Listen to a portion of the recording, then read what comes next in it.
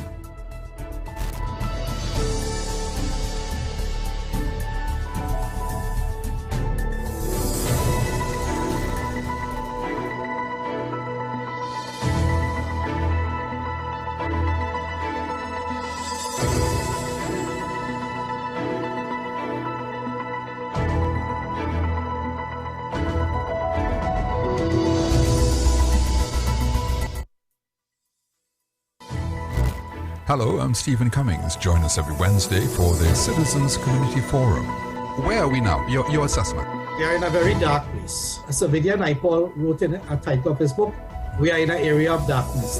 The structure of the economy between 2009 and 2019, Stephen, landed this economy in the 25 worst performing economies in the world. Stephen, my honest answer is, except for the poorest and most vulnerable, we have to cut. It's not as if we have a choice. And that's why I'm saying, Stephen, we really need some clear guidance and direction in terms of what's the long-term plan. We know we're in a dark place, but we need you to be able to show us the light and show us, well, okay, we're heading in that direction. We don't want to end up like the Israelites wandering for 40 years in the desert and making no progress whatsoever. And we are streaming live on YouTube, FBN TV, Facebook, and Isaac 98.1 FM every Wednesday, 8 to 9 p.m.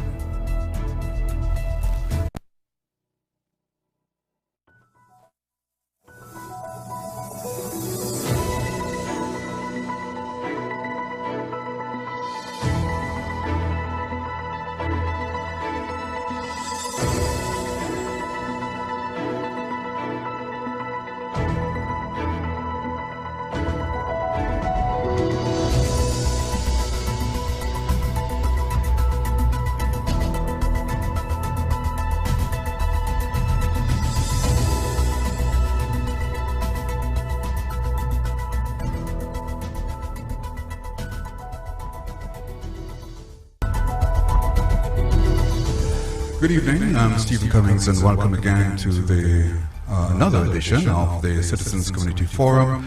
Our objective is always to have an engaging, interactive and a civil discourse, and in so doing help develop a culture of peace and understanding and through constructive dialogue and yes, the citizens' participation. Our guests are persons who express views, opinions and perspectives of their own, and sometimes may not necessarily be that of the FBN network, the Citizens Community Forum, or that of the host. Our topics are also wide-ranging. Our discussions at times may be emotionally charged, but surely we can always find common ground and learn from each other's perspectives, and of course,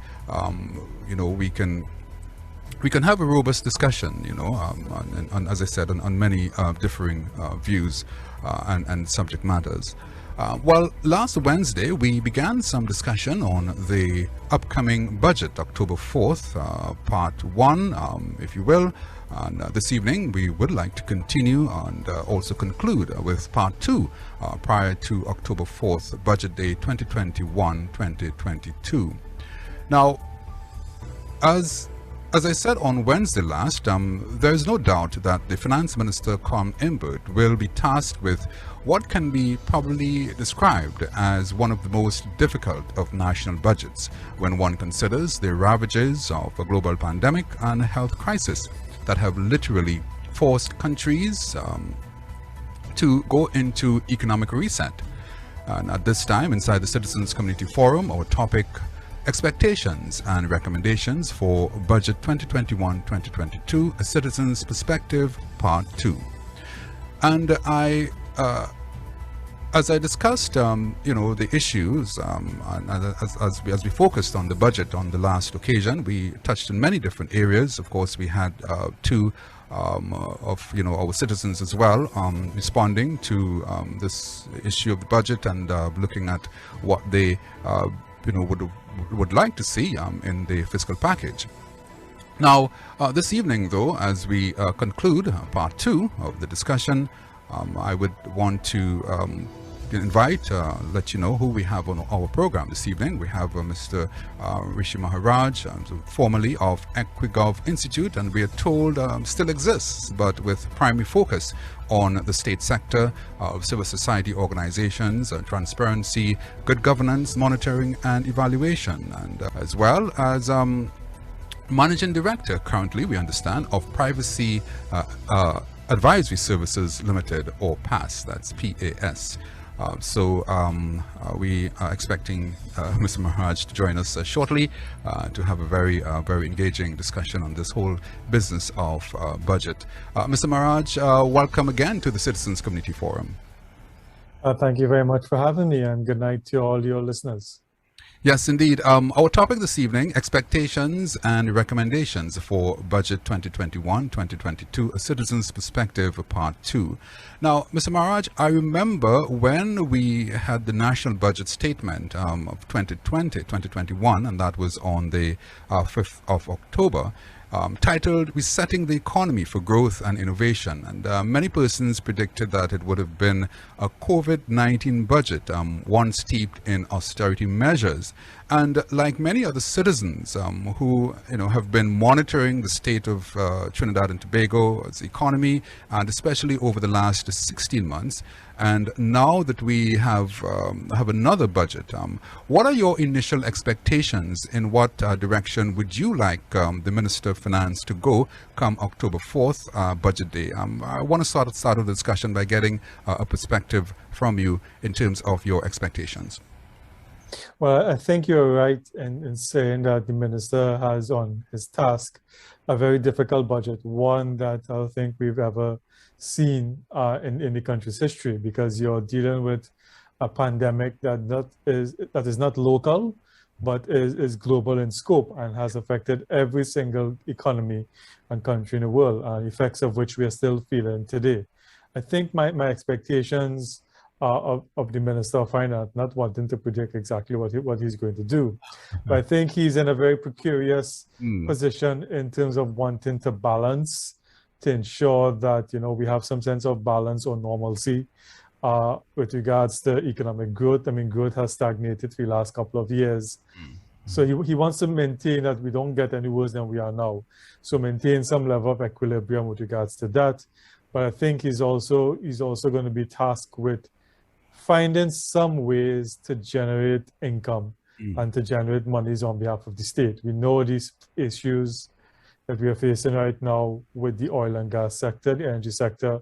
It's not as profitable as it used to be. There are signs of some sort of recovery, but that's not going to be felt for the next 3-4 years at the earliest. So he's definitely going to have to find new ways to stimulate growth, to stimulate business, because a lot of businesses have been severely impacted, crippled, or closed down because of the pandemic, to try to get those businesses back up and running, to try to get people back into business and to be able to stimulate growth as well as monies coming into the coffers of the government. Right, so quite a task ahead for the Minister of Finance. I think some people would not probably want to be in his shoes at this time, having to balance all the different interests. Because, when we talk about a budget, it is always said that a budget can't be everything to everybody. And there are going to be some fallouts, as there have been over the many years and the many budgets that have been presented, over the many decades. But certainly, one economist I have been speaking with, Mr. Maharaj, has been pressing on the importance of a gap in the non-oil, non-energy sector that needs to be filled in terms of revenue generation. And, when we talk about the oil and gas sector, we all know that we have been witnessing and experiencing not just a fall in prices, in recent years, but also a fluctuation, in the market. And, state officials and the technocrats would tell you, well, they don't have much control as to what, happens on the international market, and quite rightly so. But is there any way you think that we can begin to create any kind of buffer, for these, in the face of these fluctuating gas and oil prices? Well, I think you have to realize, your listeners have to realize that we do have, a buffer was created. And that was created many years ago in what we term the Heritage and Stabilization Fund. Yes. And that fund was specifically developed to put excess monies that would have come into the government at a certain price that oil and gas was, and whatever excess liquidity the government would have gotten, that money would have been put into a Heritage and Stabilization Fund to be able to use for a rainy day. And we've seen some of the benefits of that during this pandemic, when the government would have had to go into that fund to be able to get monies to be able to create that buffer for loss of revenue. And I think, obviously, though, and many economists have offered the opinion, I think I agree with them. I know the government at the time had considered this, that we need to split that Heritage and Stabilization Fund into two separate funds, because they're two separate things. And you have the stabilization. Right. So one is a heritage fund, which is for long term. That's my children, my grandchildren, Yes. Your children, the listeners' grandchildren. That's down the road, 20, 25, 30 years.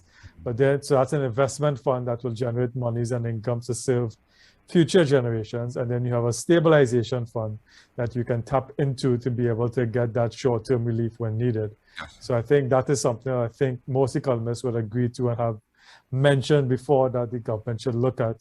And then, of course, you mentioned where's the gap? And the gap is that oil and gas still contributes so heavily to our GDP, Yes. to our foreign exchange earnings. So there needs to be a way to stimulate our manufacturing sector, our small business sector, and other sectors within the economy, tourism, culture, whatever they may be, to be able to fill that gap and fill that void and take up some of the slack from oil and gas. Because I think we also have to be realistic in that where oil and gas may eventually come back up in price, because like it's fluctuated. It fluctuates now and then. Yes. We have seen, and I think right now in Scotland, I believe it is, there's a international forum on climate change, that the world and most energy companies, BP, Shell, for example, have already started to inject capital into renewable energies. Yes. So again, oil and gas is not going to be there. And if it's going to be there, it's not going to have that same level of appeal or income generation, I would say maybe in a decade and a half, maybe 15 years.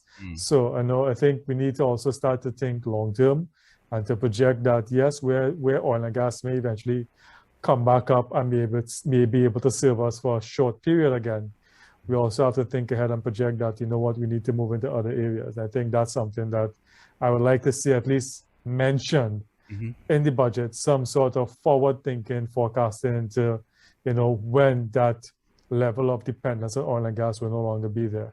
And I know that you're also hedging on that, discussion that we have quite so often about diversification, but we probably develop that point, specifically a little later on in the program. But we'd just like to remind our listeners and our viewers that this is the Citizens Community Forum. Our topic this evening, expectations and recommendations for Budget 2021-2022, The Citizens' Perspective, Part 2. I have with me Mr. Rishi Maharaj, Managing Director of Privacy Advisory Services, and I'm Stephen Cummings, and we are continuing our discussion. Now, when we talk about oil and gas, Mr. Maharaj, of course, every year, whenever a budget is presented, we know that it is pegged against the US dollar. I think the last was somewhere around 45, US dollar per barrel, and of course, per MMBPU. We also had, I think, $3 in terms of $3 US when we talk about gas. But looking back at many budgets, and I believe our highest fiscal in recent times would have been around 61 or so $billion, and I think my research tells me that would have been in 2014. The highest in recent time in terms of budgetary allocation. Do you in 2021, 2022 expect a smaller or a larger package, considering that government has had to find its way through a pandemic? And I think this is where, the Minister of Finance and his technocrats in the ministry and the government is going to have to walk a very tight rope. In that, on the one hand, you don't want government to be expending excess monies that they don't have, and then to tap into borrowings, which we know already has been sky high. And there's that figure of debt to GDP in terms of how much money we're borrowing and what rate we can borrow at. But at the same time, we don't want it to be so low as to have to depend on, the private sector. Yes. So I think it's a very tight rope that the minister has to walk. I mean, I remember, I think Mariano Brown at one time postulated that it takes about $40 billion at base to be able to run an economy like Trinidad and Tobago. So at least, your base figure would be $40 billion per year, which will cover your salaries for public servants, Current expenditure, to keep normal goods, current expenditure and stuff like that. So then the question now is, how much more do you want to get? And I think that's something that the government is looking at, because I'm not sure many people may know this, but and I think the minister and I think the prime minister would have alluded to this previous times in the not too distant past, that we have excess liquidity that's sitting in the bank right now. Yes. I think the last figure was about 30-something billion dollars or thereabouts. I could be wrong, but there's liquidity in the market, private liquidity. So there's money there. So I think now it's about the minister crafting a budget that gives incentives, gives tax breaks, or gives some sort of avenue for private sector players, businesses, manufacturing, investors, whoever it may be, to now want to dip into that liquidity that is there. Yes. That is not government, that is not debt, it's just money that's sitting there, to be able to tap into those resources, to be able to, generate business, generate income, generate jobs, generate growth. So I think that's a very tight line that, the government is going to have to walk. And I think I will expect that the minister may announce certain fiscal incentives to private sector players to want to tap into that liquidity that is there. Right. I'm wondering if, as we're talking about this, the excess liquidity in the market, I believe there was an attempt, or at least an announcement, which was made at a previous press conference that the Minister of Finance held, and it was in response to assisting SMEs. I think he talked about a government guaranteed loan, which was moved from, I believe, 75% to 100% guaranteed government guaranteed loan. So that maybe that would have probably been a signal, maybe very early, that there is going to be some kind of focus on assisting the SMEs, small businesses to get back on their feet, and also to as also part of that incentive that you have just referenced. Yeah, I think so. I think the government, they've realized that, first of all, the government doesn't have the funds to be able to keep this up. I mean, it's just pure dollars and cents. The money just isn't there in the government coffers to be able to keep us afloat forever. So they're going to have to find other resources or other ways to tap into income or monies that exists, but that allows for people to be able to want to invest, Yes. to want to be able to get. And I think and those things like government-backed loans, obviously some people had issues with regards to the mechanisms were there. So it needs to be something that's, I guess, sweet enough to attract investors and to attract also these lending institutions to want to be able to, because again, it's a risk-based thing. You don't want to lend money if you know you're not getting it back. So if it is that the government can guarantee that, listen, if there's a default, the government is backing it and you will get your monies back, then maybe that could be an avenue that could be explored. All right, but I believe that many of the many members who operate within the business sector, especially the SMEs, will be looking forward to what I would term a stimulus package, as it were. We've seen where that was also U.S. President Biden, I think very early in his administration, had something in the vicinity of $3 trillion, that was put into the public sector to help generate that kind of activity. But of course, Trinidad and Tobago is a very small economy. We can't, compare ourselves, to the U.S. And because, as you know, the U.S. has that facility of printing its own currency. Exactly. They can print money, every Monday morning. They can, but we are not in a position to do that. So I guess our system of governance and how we manage our finances will have to be crafted very differently. But in all sense of the word, we will have to find a mechanism that would mirror some kind of stimulus package. I'm sure you would agree with that.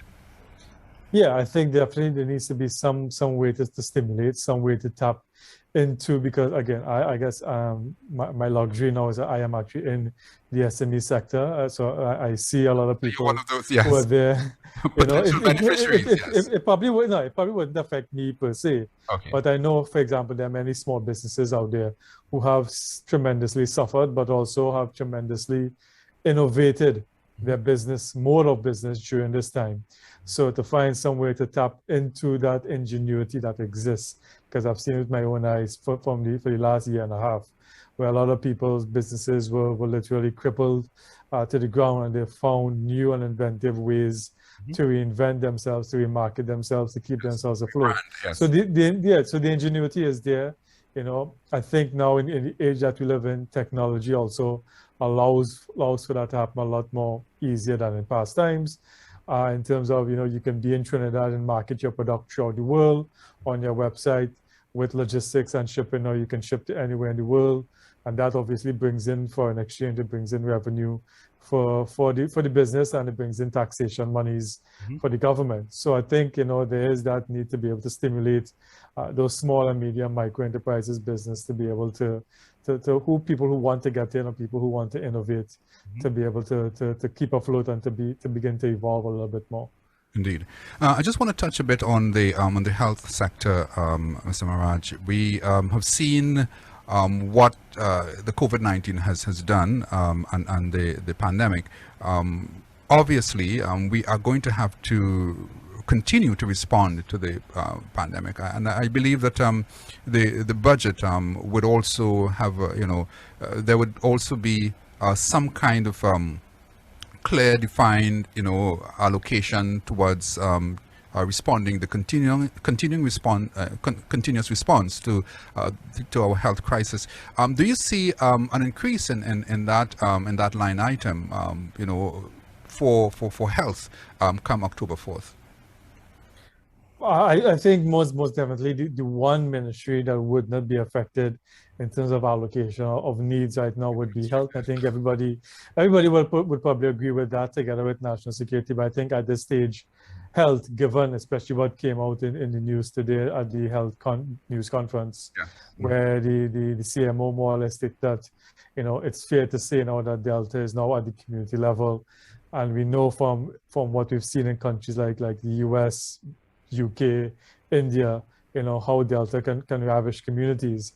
I think definitely there's going to be allocations enough to be able to meet the needs of the healthcare sector. And if need be, if it means that, they may have to, during the mid-year review, move monies around from other ministries to be able to prop up the health sector, I think that is where rightfully, I think, that's where some of the attention is going to be placed. All right. Now, apart from the health sector, and I think you hinted when you talked about moving monies, and I want to, just touch a bit as well on the issue of transfers and subsidies. I believe another sector which would receive some attention, or would there be some sort of, stabilization? I don't know what term you'd want to use. Is the social sector, and I've seen over the many decades, many administrations, they have really kept that intact. While we continue, Mr. Maharaj, to criticize, what some people say as the dependency syndrome, the social sector, and in terms of the budgetary allocations, do you believe that that's something that we will be able to carry for any lengthy period, considering our economic situation in Trinidad and Tobago? I've been talking with some people, and they're saying that we may have to cut at some point in time. Yeah, I think there have been many people who've had the view that by continuing these social programs, you're more or less continuing to give people hands out and not allowing them to work for themselves and creating that dependency syndrome. However, to go against that mantra, I think what COVID has done, it has brought the stark reality to many that we really have a severely underserved population in this country. I mean, data is something that we don't really have of it. I think the last survey of living conditions we had postulated it about 7 or 8% of the population lives under a certain percentage of US dollars per day. I think many economists have said that's a conservative estimate, and it's about 20 to 25% of our population who lives in poverty. And then obviously you can differentiate between poverty and absolute poverty and all those different, social theoretical definitions. Yes. But we have people who are feeling the brunt. I know personally of many who have felt the effects of COVID, debilitating their lives, even if they weren't at the best. Still, I mean, I could give you examples, not people's personally, but examples of, say, for example, the people, schools have been closed since March last year. And there are people whose sole living was the cafeterias and providing, services to the schools have been totally shut down, right? So that doesn't exist. At times when we had the lockdown and stores were closed, and people who working as simple clerks in stores and stuff like that weren't closed, again, they've lost an income. That no longer exists. So people who were, serving people at households as cleaners and stuff like that, when you had to restrict and put a stop to that caused an impact on people's lives. So I think at the end of the day, the government is going to have to invest monies to keep that, support system in place. But I think, so that's a short-term measure, but long-term, there definitely needs to be some way of cycling people. I know it's a problem that the social sector has been facing for many years, to cycle people out of these programs and out of this dependency grant syndrome, unless it is what you really need, and not a short gap measure into more meaningful employment. And I think that is something that realistically would need to be looked at long term. But I think for a short term period, the support has to be there. And I think, yeoman service has been given by many NGOs out there to be able to lend support as best as possible also. Nice. During these trying times. Yes, because I've heard that except for the most vulnerable, there has to be some sort of adjustment where transfers and subsidies are concerned, and especially when we focus and talk about the social sector in Trinidad and Tobago. The meek will always be with us, and it's an understanding that some kind of provision would have to be made for, as I said, the most vulnerable among us. Not only here, I suppose the same applies, in other countries where there is a social sector. Social safety net, as it were.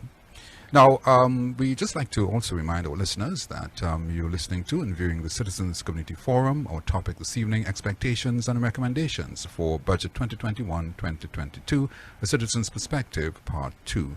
I have with me Mr. Rishi Maharaj, Managing Director of Privacy Advisory Services Limited, Stephen Cummings, and what we will do at the moment, Mr. Maharaj, we'll take a short break, and we come back. When we come back, we continue the discussion.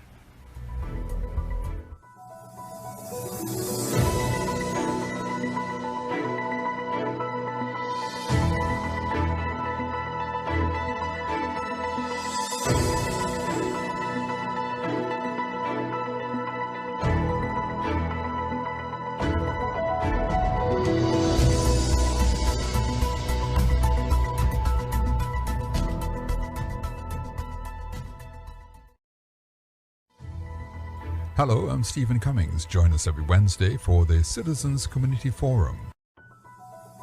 Where are we now? Your assessment. We're in a very dark place. As Mr. Vidya Naipal wrote in a title of his book, we are in an area of darkness. The structure of the economy between 2009 and 2019, Stephen, landed this economy in the 25 worst performing economies in the world. Even my honest answer is, except for the poorest and most vulnerable, we have to cut it. It's not as if we have a choice. And that's why I'm saying, Stephen, we really need some clear guidance and direction from the government in terms of what's the long-term plan. We know we're in a dark place, but we need you to be able to show us the light and show us, well, okay, we're headed in that direction. We don't want to end up like the Israelites wandering for 40 years in the desert and making no progress whatsoever.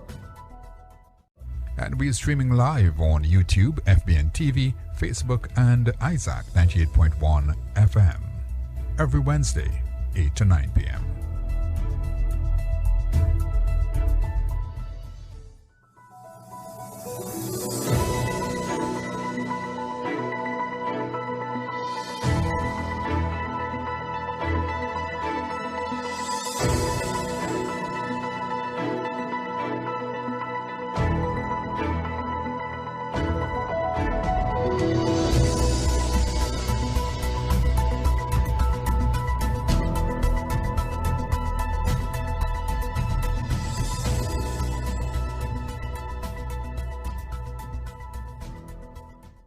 And welcome back to the Citizens Community Forum. Our topic this evening, expectations and recommendations for Budget 2021-2022, Citizens Perspective, Part 2. And I have with me Mr. Rishi Maharaj. Mr. Maharaj, welcome back. Thank you for having me back. Now, looking back at many budgets, I believe our highest, as I said, our highest fiscal would have been somewhere around $61 billion, which would have been somewhere around 2014. But, some of the new things which we have had to treat with, of course, an expanded health sector in terms of budgetary allocation and in some other areas. If you were to, let's say, pick three ministries, Ministry of Health, National Security, and Education, where do you think the emphasis? Now, I know we mentioned the health sector, but coming second to the health sector, where would you place emphasis in terms of any kind of increased allocation if there is need to? I think definitely coming after health, my personal preference would be, it's a very close one between these two ministries, but definitely Ministry of Education. And again, I mean, education, national security, two critical issues that are facing the country right now. So it's not to belittle national security, but I think right now, I guess I come at this from my own personal experience. I have two daughters who've been home since March of last year, moving up in standards, but have not physically seen a classroom since March of last year. I have friends who've had children who were at SCA, gone into Form 1, now into Form 2, some now entering Form 1, have never physically been in their school. So I think, that lack of physical interaction with teachers has definitely impacted our students, one, but also two, and this is more from a long-term perspective. I think we need to really, I wouldn't say reevaluate, but we look at our education system, not in terms of teaching or curriculum, but in terms of content and what are we preparing our children for, because the world is rapidly changing. I think I did a blog about this some time back, with regards to, predicting, and people have done studies on this, in terms of predicting the world of work in 10 to 15 years, which is when my oldest daughter would probably be entering the workforce. And what kind of jobs would be there available for her then? And are we preparing children for that kind of market in terms of jobs, in terms of skill set that will be required? So I think that's why I think education needs to be invested in heavily and looked at only, second as opposed to health, a little above the Ministry of National Security for now. All right. So we've looked at health, we've looked at education, and we've looked at national security. And I know that when you talked about education, you're looking at the human capital, because we will continue to that area would continue to be a very important area as well, because we need people people to be able to drive economic activity. If there's no one, and if we don't have the right skill sets, we are going to have obviously have issues. But on that very same point as well, Mr. Maharaj, there are concerns about what some people are describing as a brain drain. That's sort of a depletion in intellectual capacity, especially when you have issues within a country or an economy. Let's look at Venezuela. Let's look at Haiti. People move, and you have this sort of a migration type of phenomena coming into play in that way. Do you think that Trinidad and Tobago, that even with this budget that we're looking at, that there should be some focus on our migrant population? Now, I've also heard one of my local economists here talking about a lack of labor participation on the local market in Trinidad and Tobago. Yeah, I think we have to realize that, the world is shifting. Things are happening beyond our control that are forcing people to move and shift, from where they are into other countries, and we've seen that, and we've been impacted by that heavily with regards to Venezuela, the issues that are taking place in Venezuela, and the impact that has had on our local economy in terms of migrants coming over, the strain it may have on certain sectors like education, like the social sector, like health. But I think it's also important to note that as humans, there needs to be that I think we mentioned earlier in the show, that compassion for people who are not moving because they want to, but because they are forced to for no other reasons, for betterment of themselves and their family. And I equate it to no different to what happened in I think I was too young to know more about this, but you probably would, not dating your age, but in the 1980s, when we had many Trinidadians who also migrated away for want of betterment of their families and their children to come and stuff like that. Yeah, I remember the fruit pickers, people who went into the grapes, harvesting and whatnot. But yes, you're correct, yes. Right, so I think it's about understanding that and tapping into that's a resource, that's a skill, that's a labor. And we've heard even before the pandemic, many business sectors were complaining, excuse me, that there was a lack of labor, that there was a lack of people to be able to do certain jobs that they wanted to get done. And they needed labor, people to come in and work.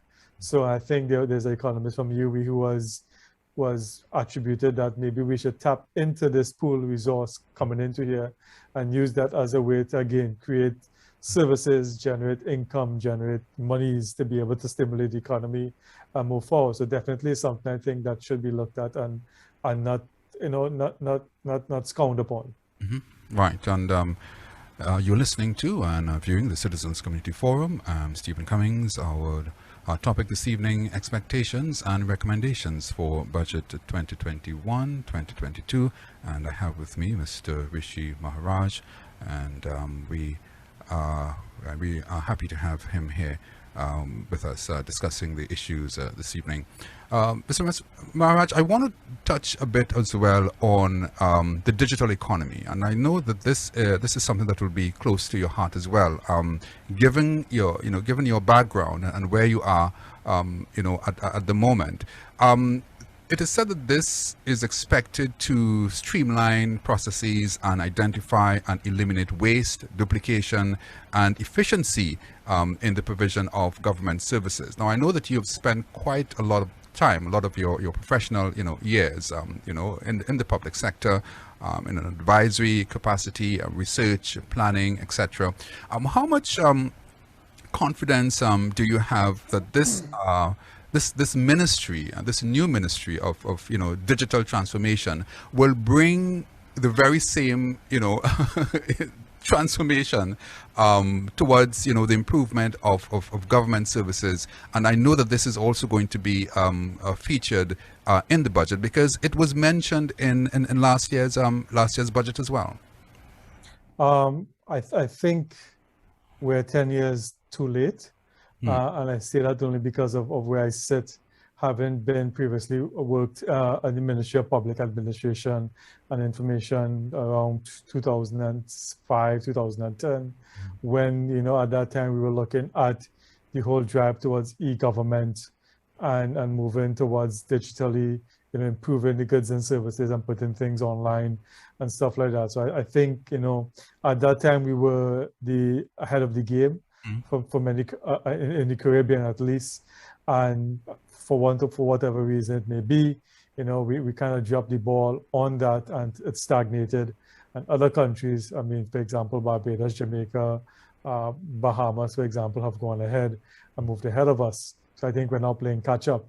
I think the government has now left with no other choice but to think about digital and think about incorporating it to be able to do several things. One would be obviously to ease the way that people access goods and services from the government service.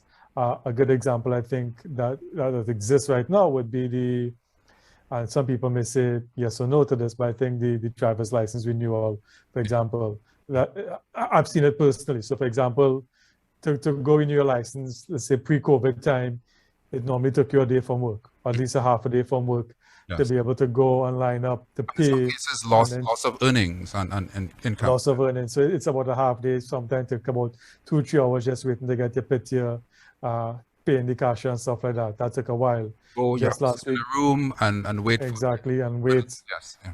Exactly. So last week I took my dad. I was able to get an appointment for him because his license expired. He wanted to go renew it. He didn't want to wait on the moratorium. So I made the appointment for him, printed out the slip. We arrived at, I think it was Caroni we went to. We arrived at Caroni at 9 o'clock.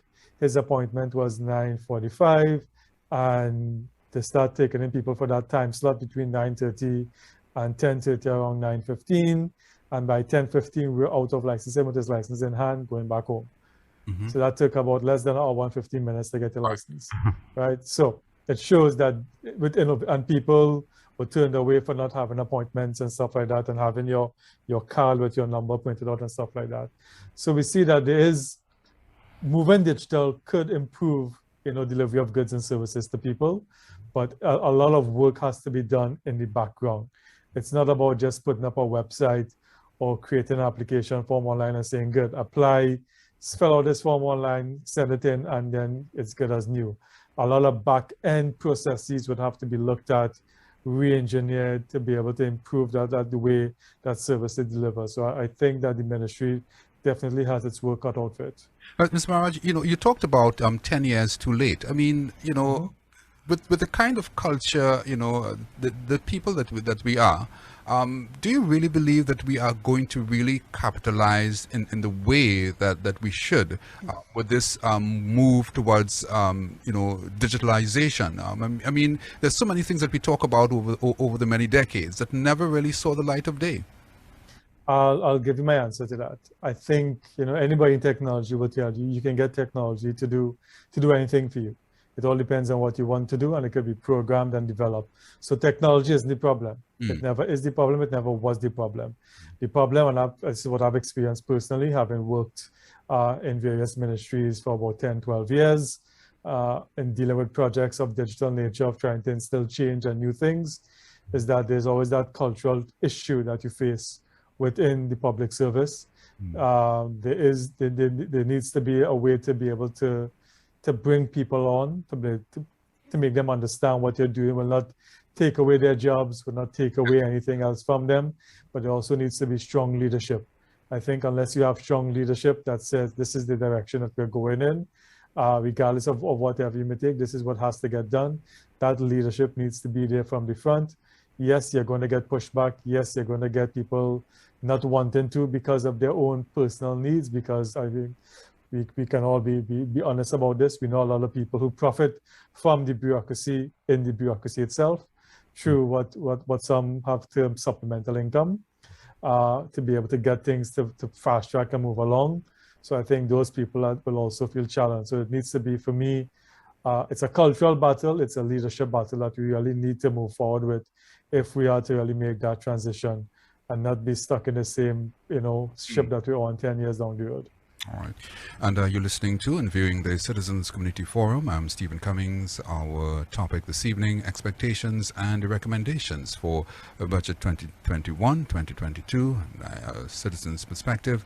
I have with me Mr. Rishi Maharaj, Managing Director of Privacy Advisory Services Limited.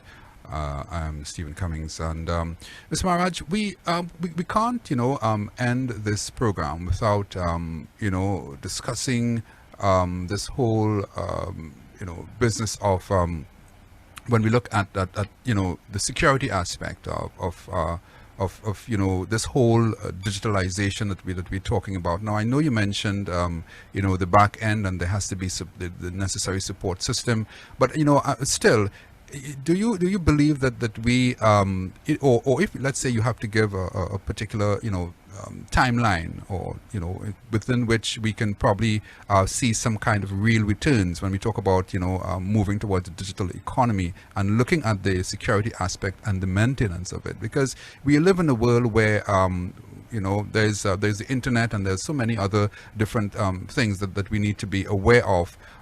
Just recently, some months ago, we heard of the French Prime Minister's phone being hacked, and that there was a big investigation, and there was some world leaders whose names were on a targeted list, allegedly. When we look at all of this, and again, I want to press this point about this whole digital economy. Do you believe that we are really ready for this kind of transformation? Forgive me for belaboring the point. No, and it's a valid point, because I think for many years in the Caribbean, we felt that those types of attacks, those types of hacks, those types of ransomware incidents were more targeted towards developed countries in Europe, in Asia, the US, and stuff like that. And we're a small Caribbean country. Nobody's really want to go and attack us. I think that illusion was shattered. Was it last year, when there was a major ransomware attack on one of the major conglomerates in the Caribbean that affected, I think, Barbados and Trinidad. I think it was Tatil or one of them, where there was a major ransomware attack. And I think that blew the innocence of, we are in a global economy. There are people out there with nefarious intentions. It's a worldwide phenomenon. But I also think, and I think this piggybacks on the initial question we were talking about with regards to education, and that we have people now who are training, becoming aware in these things of sort of cybersecurity, how to protect systems, how to develop systems. It's all about risk. You can never be 100% secure, but it's about putting proper systems, processes, checkpoints in place to be able to manage your risk as best as possible, to be able to make sure that you have backups of data, of databases, of everything else. So in case something happens, it doesn't affect you too much. It's a 24-hour cycle of monitoring and diligence and stuff like that.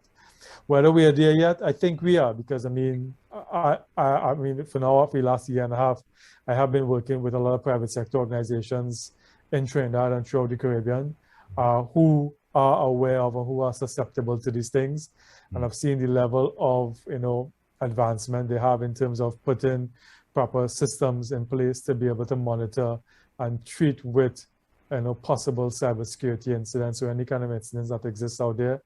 And I think it's not about reinventing the wheel. It's about learning from what we have here and putting proper systems in place. Again, nothing is 100% safe.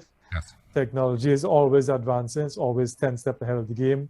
So it's about, investing in your people, investing in your skill set, investing in your resources, and giving them the ability to be able to do their job properly without micromanaging them, without getting too political, so that at the end of the day, whatever services we look to go online with from a government perspective, that the proper systems are there in the back end to protect it. All right. There's another sector, Mr. Maharaj, that we have been talking about for quite some time as well, and that has been the agricultural sector. Do you believe that that again will feature within the budget in any real way? Now, I remember that there was a $500 million, injection very early into the agricultural sector, and there's been a sort of a refocus on getting that sector up and running, and in the whole, and we go back to this whole business of diversification of the economy. Do you believe that agriculture as well will feature in the upcoming budget on October 4th? I think if it's one thing that COVID has taught us is that we are a very vulnerable country because of our high dependency on imported goods.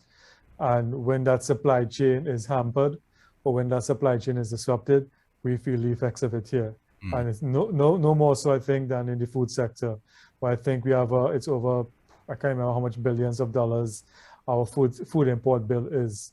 So I think being able from a food security perspective, I have a good colleague of mine who's based in the Ministry of Agriculture, and that's sorry, I didn't mention the Faculty of Agriculture here at the University of the West Indies, who always talks about food security and investing in our own agricultural sector to be able to ensure we're able to feed ourselves as best as possible. So when incidents like this happen, we have that stability.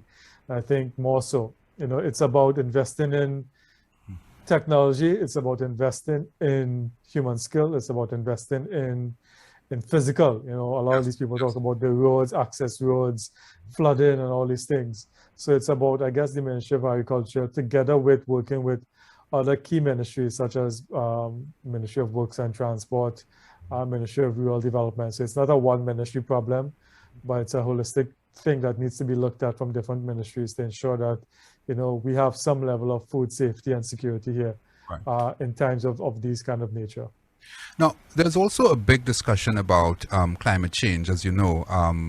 There's also a 2050, roadmap plan for cutting emissions with, when the EU and those bigger countries sit, and they discuss these matters. They're looking for countries, and especially, countries that may be deemed as being among the biggest polluters.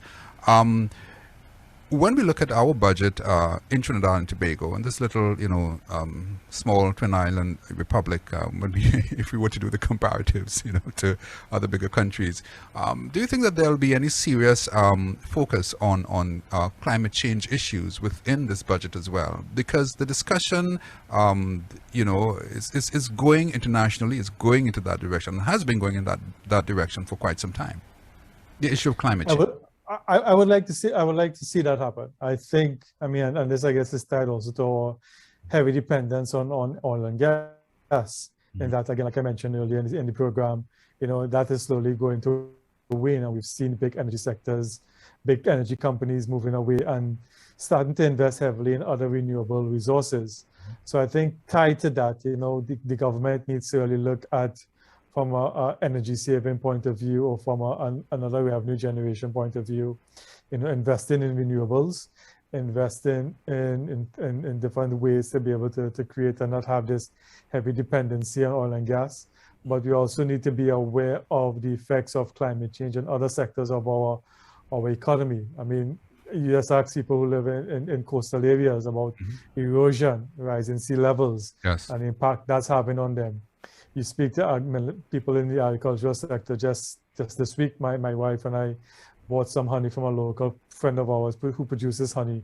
And we initially wanted 2 bottles because we normally buy like one for ourselves, one for our other family members. And said they could only give us one now. And when the guy came to drop it for us and we spoke to him, he's like, the bees aren't producing as much as they used to produce. And there are studies that show that with climate change, this also affects bees. And there are numerous studies on the impact of bees on flora and fauna. and pollination of crops and stuff like that. So, you know, I think when you look at climate change, it's such a multifaceted area in terms of renewable. We think of renewable energies, solar energy, wind energy, and stuff like that. But we also need to realize, and I think Mia Motley said it so eloquently in a recent speech at the UN, I think it was yesterday or the day before, you know, the impact of climate change on vulnerable small coastal economies like Barbados, like Trinidad, like Tobago, Yes. where, you know, there are going to be different impacts on us, such as fishing stock moving about different places. That's something that we can't control, but we have to deal with it. Erosion and all those different As things. part of the blue economy, yes. We saw today with was it hail, I think, somewhere in Aruca, Yes. or Tagarica and stuff like that. So I mean, in fact, this climate change is here, it's happening, and I think it's something the government needs to look at holistically as part of, you know, treating with it in time to come. Right, and of course, in reference to the budget, we as I said, you know, the question was whether you believe that there can be or should be some focus on, you know, this whole business of climate change as well, responding, you know, to some of these climatic changes and conditions in Trinidad and Tobago.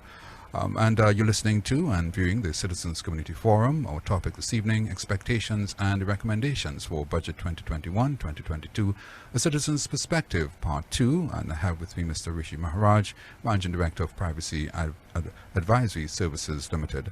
Mr. Maharaj, we have just a few minutes again before we close the program, and I want to give you the few closing moments to give us some closing remarks, and if we can do that in terms of some final words, recommendations, as well as expectations in summary form as we close the program this evening.